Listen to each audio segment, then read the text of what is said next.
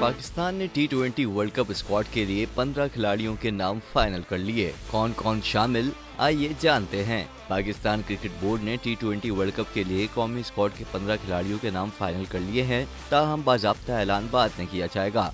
ज़राए के मुताबिक अमेरिका और वेस्ट इंडीज में 1 से 29 जून तक मुनक्किद होने वाले वर्ल्ड कप T20 के लिए पाकिस्तान क्रिकेट टीम के 15 खिलाड़ियों के हवाले से मुशावरत मुकम्मल हो चुकी है। पाकिस्तान स्क्वाड में 5 fast bowlers, 4 allrounders, 3 wicket keepers, 2 batters और 1 स्पिनर शामिल होगा।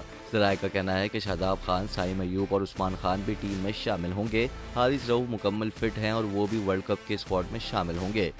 ज़राए के मुताबिक बाबर आजम कप्तान, फ़खर जमान, मोहम्मद रिजवान, उस्मान खान, आजम खान, इमाद वसीम, शादाब खान, साइम अयूब और इफ्तिखार अहमद भी स्क्वाड में होंगे।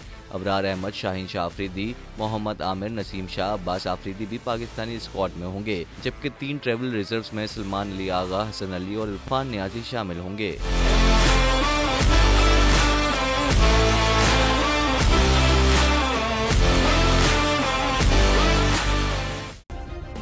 सब्सक्राइब करें और बेल दबाएं ताकि कोई खबर रह न जाए।